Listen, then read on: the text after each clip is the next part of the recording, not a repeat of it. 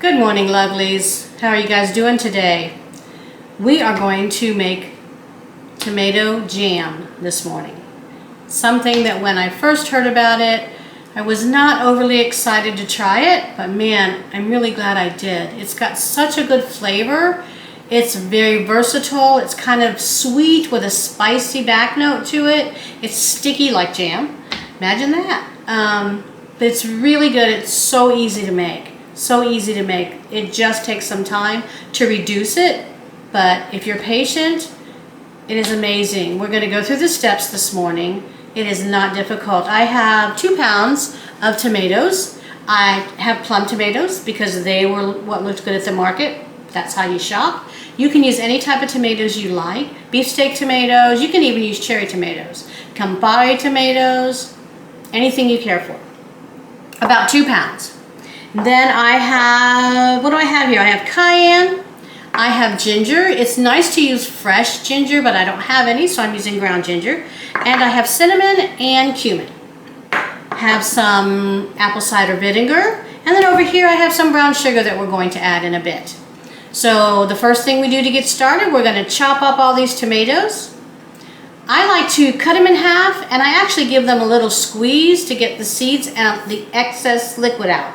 Because we want it to cook down, we want it to get thick and kind of a sticky. So give it a head start by getting rid of some of the excess liquid inside. We're going to chop those up, put them in our bowl. Then we're going to add the sugar, the spices, the apple cider vinegar. Give it all a good mix. Pour it in a pan on the stove. We're going to bring it to boil on about a medium-high heat. When it starts to boil, we're going to give it some stirring for about 30 seconds or so. Reduce it down to a medium, kind of a simmer, a little bit of a happy simmer, a little bit more than simmer, an excited simmer. And then we're just going to reduce it down. Just stir it every few minutes. Keep an eye on it. We want it to get thick. That's our goal. So we're going to start by taking these tomatoes and cutting them. We are ready to start. I have the tomatoes. I am first going to just cut the very end off where the stem is. Cut it in half. And then I have an old bowl that I use for a garbage bowl. And I'm going to squeeze the tomato in there, pick the center out, the core out, and get most of the seeds and the liquid. You don't have to do this part. You can just core it, but I like to make sure I get as much of the liquid as I can. And it's easier with my hands. I like to work with my hands. We're going to do this to all of them, and then once you get them nice and cored in the center and you get the center out, you just turn them over, give them a nice chop. It doesn't have to be a certain size. Even sizes is a pretty good idea. You don't want some of them cut in half and some of them cut in 12 or 13 pieces. And then I'm going to throw them in a bowl, and we're going to mix everything together in a little bit. And then we're just going to put it on the stove and reduce it down. So I'll do another one for you. Again, I just have the center. You can see how it is.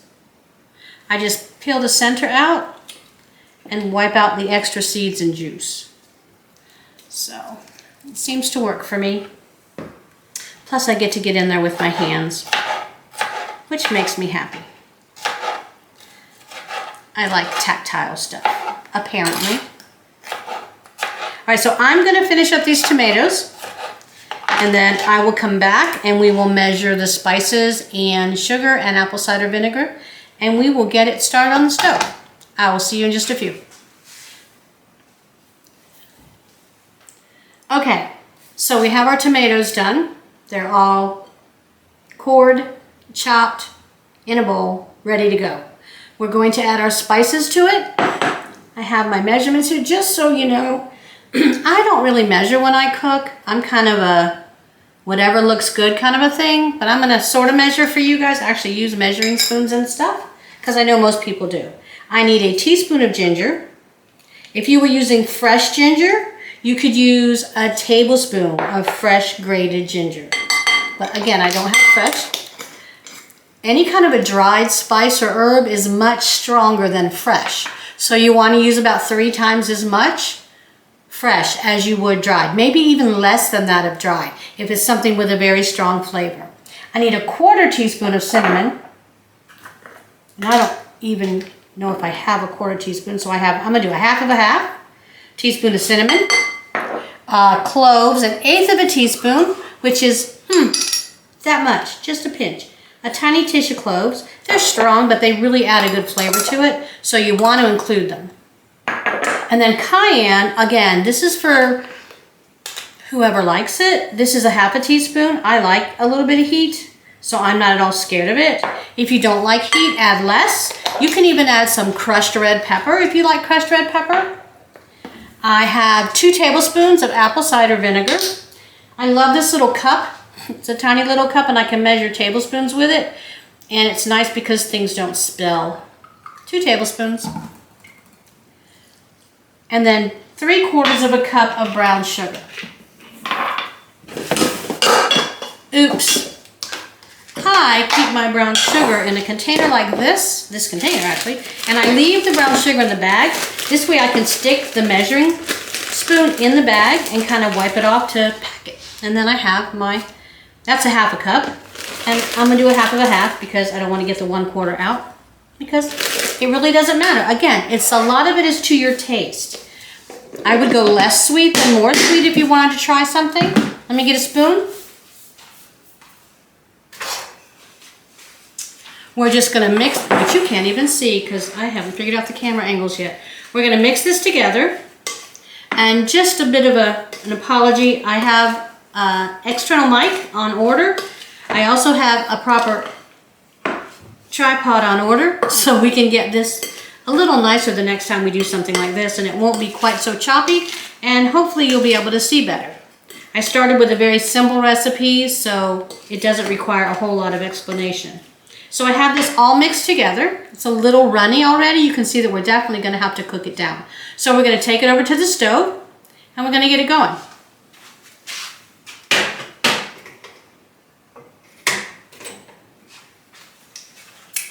Come on over here. Okay. Well, that's kind of good.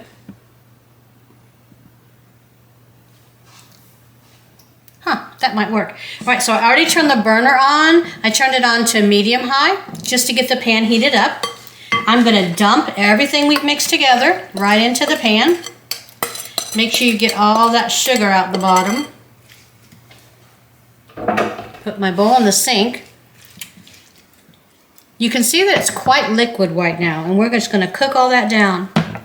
I'm gonna add a little bit of salt because salt needs to go in everything. I've learned about salt in the last few years. I used to be sort of afraid of it because I don't like salty flavor very much, but I've really learned that there is a total balance with salt. It really does bring out other flavors. I tried one time with pasta sauce that I was making, and I kept adding a little bit of salt, and then I would wait 15 minutes, and I would add a little bit of salt and taste it. 15 minutes, let it cook in, add a little bit of salt. And I realized that as I did that, the sauce became more and more flavorful. It had more depth of flavor. And I kept doing that until I started tasting salty, and then I knew I had gone too far. And by the way, I had half the sauce in the container, so I could add the rest of it and cook that salt out. But it was a good experiment for me because it made me realize that salt is not something you have to be afraid of. I even put salt in my ice cream, just a pinch, because it brings out the flavor of the vanilla or the strawberry or whatever you're doing. Anyway, that's my thought. So we're going to let this go. We're going to bring it to a boil. We're going to keep it on. I am using a nonstick pan, so I don't have to watch it as closely as if I was using a pan that wasn't nonstick. And when it starts boiling, we're going to turn it down to a medium-low just to get a nice happy simmer. And then we're going to keep an eye on it. It is now 8:04 in the morning. I'm going to kind of time it for you. We're going to check it every 5 minutes or so and see what it looks like until it gets done. Stay with me. I'll be back. Okay. All right. It is 8:06. So it has been 2 minutes, and you can see that it is already at a pretty good boil. It is very liquid. It almost looks like a sauce. See? It's quite liquidy. So it is going to take some time to cook it down.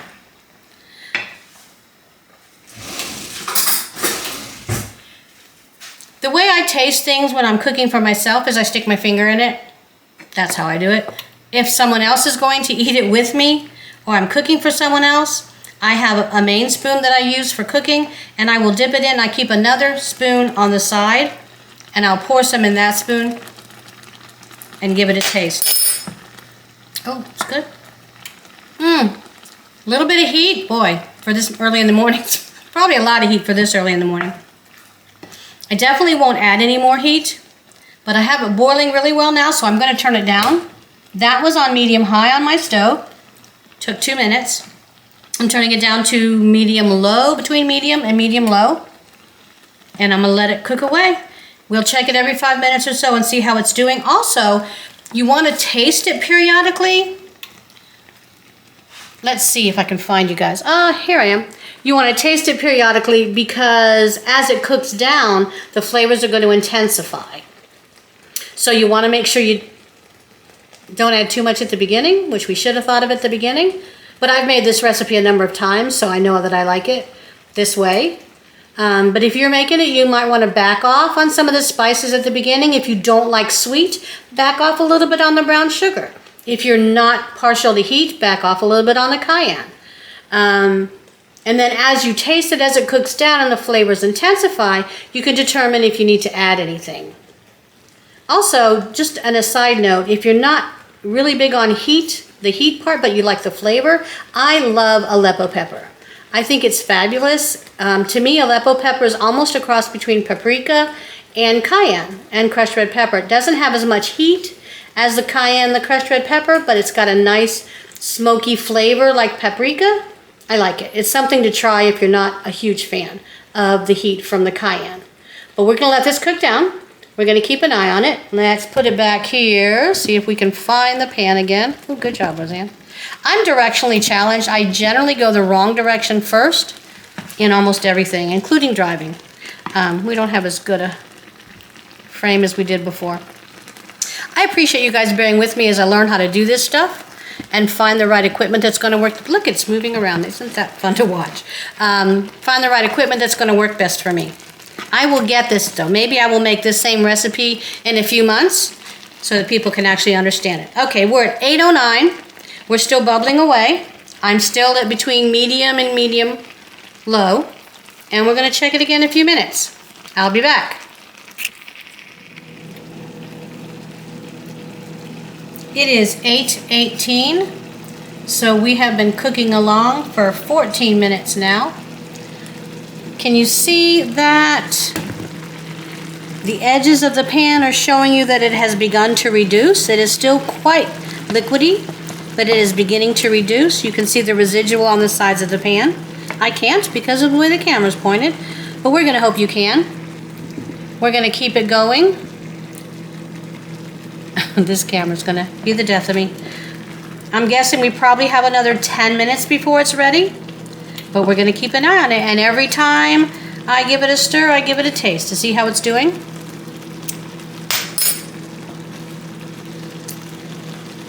Right now the sweetness is coming out more than the heat. I can still feel the heat, but the sweetness is prominent. I'm going to add a little bit of salt. Again, because I like salt. It calls for a teaspoon in the recipe. I generally don't add it until I get it on the stove, mostly because my salt lives beside the stove. Kind of easy. All right, everything is coming together. The tomatoes are breaking down. They're turning more into a jam than an individual tomato. They're starting to run together, so that's a good thing.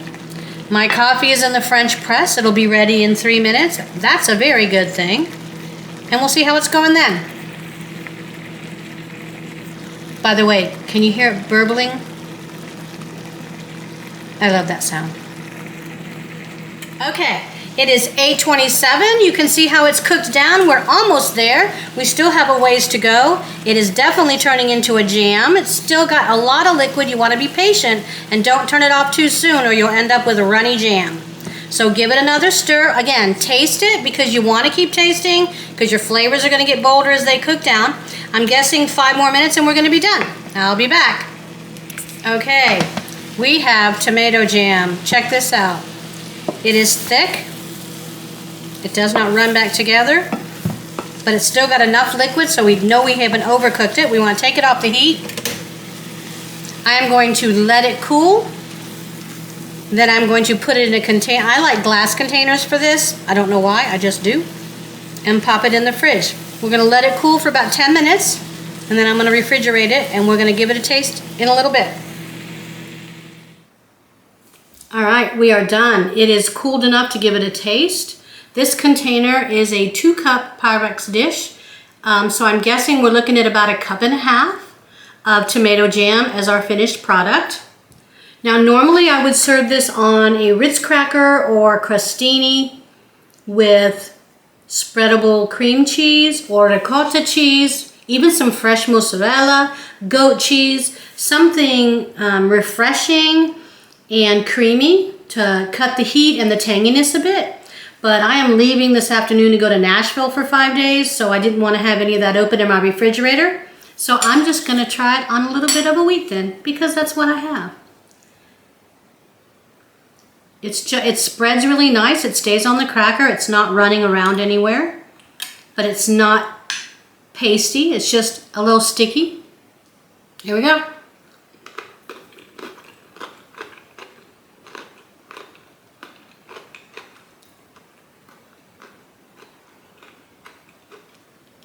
There's the heat. There it is. A little early in the morning. It's good. It's not overpowering at all. I do taste the heat more than I did when I was tasting it. Definitely a little bit of cream cheese on this or ricotta cheese would make it perfect. I think right now on a scale of 1 to 10, it's about an 8. If you put the right cheese with it, you're up to a 10 for sure. I know this video has kind of been choppy and I'm scrunching down here because I don't have the right tripod and the right equipment or an external mic. We're gonna get all that. Bear with me. But if you would like this video, if you got anything out of it, even if it's just a chuckle, give me a thumbs up, please. And subscribe, why not? Like I said, going to Nashville tonight, heading to Italy for 2 weeks in November. So in less than a month, I'm headed there. Gonna be cooking a lot of stuff in the meantime. Gonna be working on different things together. So hang out, let's see, let's make this work. You guys have a great day. Thanks again.